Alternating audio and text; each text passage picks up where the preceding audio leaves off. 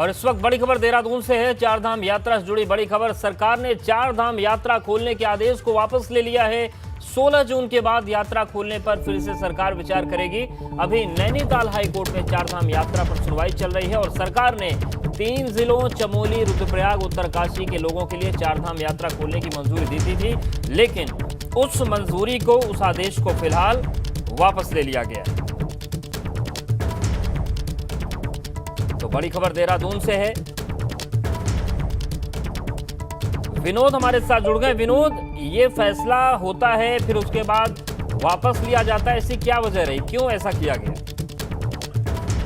अवधेश, देखिए, इसमें पूरे मामले में नेता बनाम नौकरशाही की जो आपसी संवादहीनता है वही कारण रहा है और जिसके चलते अधिकारियों ने जो ब्रीफ नेताओं को किया, यानी शासकीय प्रवक्ता सुबोध उनियाल के माध्यम से एक जानकारी दी गई थी कि जिसमें राहत देते हुए चार धाम यात्रा 3 जनपदों के लोगों के लिए खोल दी गई थी, जिसमें उत्तरकाशी, चमोली और रुद्रप्रयाग। लेकिन फिर दूसरी बात सामने आई है कि कल माननीय हाईकोर्ट में एक डेट है जिसकी सुनवाई कल 16 जून को होनी है, जिसमें राज्य सरकार अपना पक्ष रखेगी।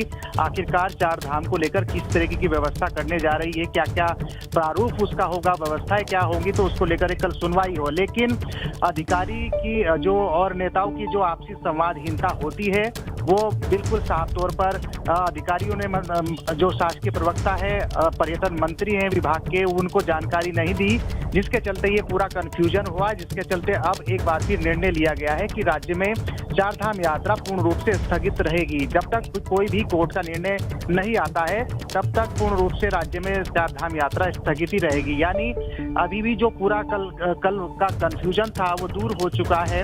अब ऐसे में 3 जनपदों के लिए जो लोगों के लिए राहत दी गई थी पूर्ण रूप से उसको बंद कर दिया गया है और ऐसे में कल नैनीताल हाईकोर्ट में सुनवाई है। आखिरकार चार धाम यात्रा को लेकर राज्य सरकार किस तरह की व्यवस्था कर रही है, क्या उसका प्रारूप होगा, क्या क्या व्यवस्थाएं होंगी, उसको लेकर सुनवाई है। और यही कंफ्यूजन रहा कि अधिकारियों ने एक डेट का हवाला नहीं दिया कि माननीय हाईकोर्ट में कल 16 जून की डेट है, जिसके चलते अभी 3 जिलों के लोगों को ये राहत नहीं दी जाए। यही कंफ्यूजन अधिकारी और मंत्रियों के बीच का रहा है और जिसके चलते अब पूरी तरह से पर्यटन मंत्री सतपाल महाराज ने उत्तराखंड की ब्यूरोक्रेसी पर हमला बोला है कि जो आपसी संवाद होता है वो बिल्कुल अधिकारी मंत्रियों के साथ में, विभागीय मंत्रियों के साथ नहीं करते हैं और जिसके चलते कंफ्यूजन होता है। लिहाजा खबर यही है और पूर्ण रूप से अभी तक उत्तराखंड में चार धाम यात्रा स्थगित है। कल माननीय हाईकोर्ट में सुनवाई होनी है। सुनवाई के बाद ही आखिरकार क्या डिसीजन कोर्ट राज्य सरकार को देता है और सरकार आने वाले कुछ दिनों में फिर दोबारा चार धाम यात्रा शुरू कर सकती है। शुक्रिया विनोद, आपका जानकारी और अपडेट्स को देने के लिए।